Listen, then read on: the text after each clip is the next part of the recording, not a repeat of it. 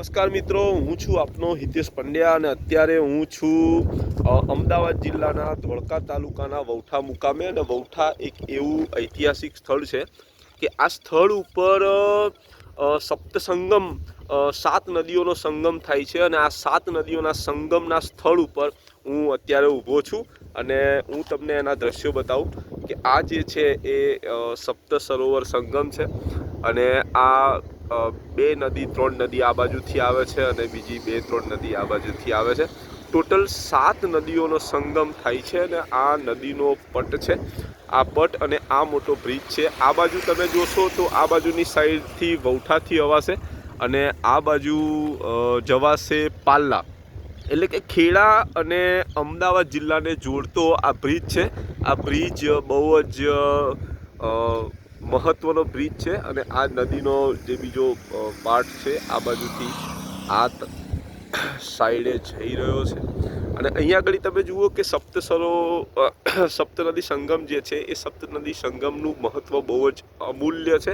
અહીંયા આગળ કાર્તકી પૂનમનો મેળો સૌથી મોટો ભરાય છે અને અહીંયા આગળ તમે દેવ દિવાળીનો જે મેળો છે, દેવ દિવાળીનો મેળો સૌથી મોટો ભરાય છે. અને જે મેળો ભરાય છે એ મેળો ભરાવાનું સ્થળ જે છે આ છે, તમે જોઈ શકો છો. આ જે જગ્યા છે આ બહુ જ મોટી જગ્યા છે, વિશાળ જગ્યા છે. આ પાણીની ટાંકી છે મેળા માટે, ત્યાં આગળ પૂરેપૂરી વ્યવસ્થા કરવામાં આવેલી છે. અને અહીંયા આગળ આ સપ્તનદી સંગમમાં અહીંયા અગ્નિ સંસ્કાર પણ કરવામાં આવે છે. તમે આ જોઈ શકો છો કે અહીંયા આગળ અગ્નિ સંસ્કાર કરવામાં આવે છે, જે ખૂબ મહત્ત્વનું માનવામાં આવે છે.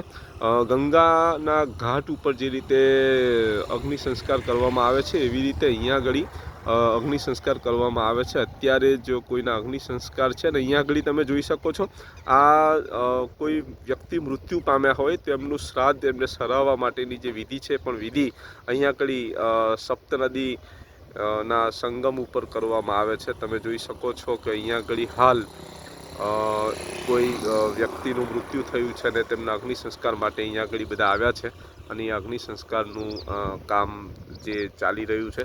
તો મિત્રો આ જે જગ્યા છે એ વૌઠાથી નજીક, વૌઠાથી 1 કિલોમીટર આગળ તમે ખેડા વિસ્તાર બાજુ જાઓ એટલે પાલ્લા ગામ અને વૌઠા ગામની વચ્ચે આ બ્રિજ છે અને ધોળકાથી મિનિમમ 12 કિલોમીટરના અંતરે આ સ્થળ આવેલું છે અને અમદાવાદ અને ખેડા જિલ્લાને જોડતો આ મહત્વનો રોડ છે.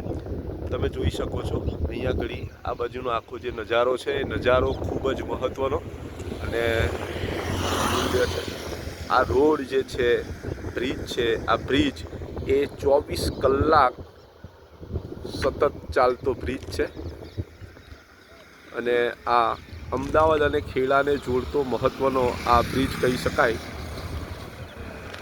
આ જે જગ્યા છે એ જગ્યા વૌઠા મેળાની જગ્યા છે, જે મેળો દેવ દિવાળીના 5 દિવસ ભરાય છે. અને આ જે જગ્યા તમને દેખાય છે આ મોટું મેદાન જેવું, આ મેદાનમાં લોકો અહીંયા ટેન્ટ બાંધીને રહે છે અને 5 દિવસ 7 દિવસ લોકો અહીંયા પિકનિક જેવું મનાવે છે. અને આ જે છે અહીંયા અગ્નિ સંસ્કારની જે વિધિ છે એ વિધિ માટે અહીંયા લોકો એકત્રિત થયા છે અને અહીંયા આગળ જતાં આ જે સંગમ દેખાય છે ત્યાં આગળ જઈ અને અગ્નિ સંસ્કાર કરવામાં આવે છે. આ ખૂબ ઐતિહાસિક સ્થળ છે અને આ સ્થળની આપણે મુલાકાત લેવી જરૂરી છે અને ખૂબ જ અતિશય રમણીય આ સ્થળ છે. તો મિત્રો આવી અવનવી વિગત માટે હિતેશ પંડ્યા પેજને લાઈક કરજો.